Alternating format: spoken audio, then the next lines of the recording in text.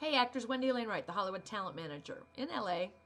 So let me just get the hair out of my eyes. So listen, I wanted to talk to you guys about making contacts in the business. There's so many things I want to share with you all the time. And one of the things is that making contacts in this business so that you can get ahead doesn't happen overnight. And I want to share with you my own experience of making contacts in the business. The other day I made a list of every casting director I have relationships with.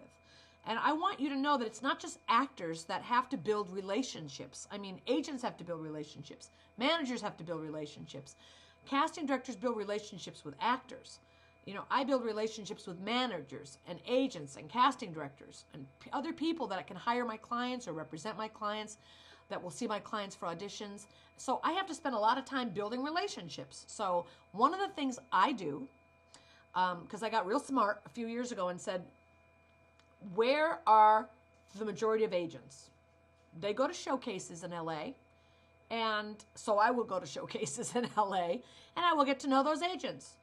And the more of those I go to, the more of the people that I would see over and over and over again, until I became friends with many of them. And many of them know me pretty well. A lot of them know me in the business and what I do and the clients that I represent. And now we share a lot of clients. So that's how I networked with agents. I went where the agents are and showed up every week for years. You know, that'll do it. It doesn't happen overnight. Same with casting directors. You know, I literally go to workshops myself to meet the casting directors. I know there are a lot of people who say, you know, don't go to casting director workshops. They don't get you auditions. You know, they're not supposed to get you auditions. That's not what they're even for. They're just to open the door to meet a casting director. And honestly, I wish those casting directors would do that all for free and have more general meetings and allow people to, you know, come to their offices and meet them like they used to. Set aside some time to meet new actors. I understand how busy casting directors are, but it costs actors a lot of money to do workshops, and it seems like it's never ending. But so I understand the argument against them. I really do. And I don't want to be a part of the encouragement of everyone going to do them forever. But since they exist, you know, I go even because I want to meet the casting directors. I can't just pick up the phone and bother casting directors and say, hey, I'm a talent manager. I'd like to come in and just introduce myself to you and say hello and talk, you know, that they're busy. They're casting. So I find them where they are. If they're at SAG, and I'll tell you, if you want to go to free workshops, call your SAG after office and see what free workshops are there so you don't have to spend any money on them. I do those workshops. I also go to paid workshops. And I sit and I listen, I watch, I meet the casting director, and then I find them on Facebook, I find them on Twitter. I try to see how I can be of service in their lives. Like if they're really into dogs like I am, you know, I try to share their posts or help if they find a rescue or if they've got a great volunteer program, they need clothes or shoes, I will donate. You know, I send Christmas cards. I do all the same shit you guys do, you know, because I want those people to know who I am and I want to be of value to them and I want them to call my clients in. So one casting director a couple weeks ago, you wonder why my hair was straight. One casting director was saying, hey, like this is the lengths I go to. Hey, do any of you people out there, my Facebook friends, would you be willing to volunteer as a model with my friend who's now a hairdresser who needs like at the dry bar, who needs someone to be a model to straighten their hair? I'm like, I'll do it. I had to drive in the morning in rush hour traffic to effing Sherman Oaks, Encino, to get my hair straightened, which I had no interest in really getting it straightened. Actually, after I did it, I quite loved it. But I wanted to continue building that relationship with that casting director. So I was of service to her friend. And actually, I really like that casting director. I like her personally. I like her energy. And I was happy to help her friend. But I also do it because I want to build that relationship. She's bringing my clients in for auditions. It's the least I can do to help her. You know, so it's not only about what you can get from people, but it should be about what you can give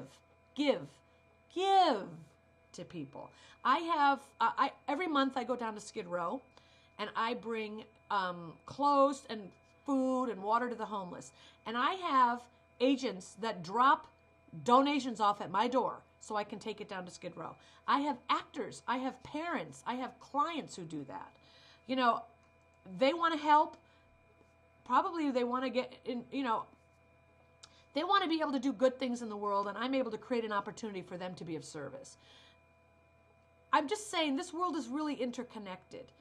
It's not all about you and your goals and dreams. It's also about the other people and their goals and dreams. And when you realize that networking is not about how can I get what I want from everybody around me, it's about how can I genuinely engage with the people who are around me. What's going on in their lives that I can help them with? How can I be of service to their goals? How can I make their dreams happen? When you learn that networking is about helping others achieve their goals and dreams, you will make amazing friends who in turn will help you achieve your goals and dreams. That's the byproduct of being an authentic person who genuinely loves and cares about other people. And that's how you network and make relationships with people.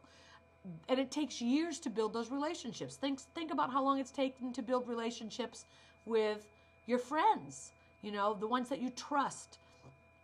It takes years. So I'm having allergies this morning, so sorry, forgive me. I might have to sneeze.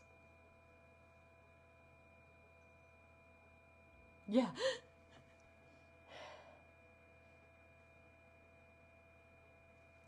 I didn't. I'm actually allergic to dogs. And I have 3 because I rescue them.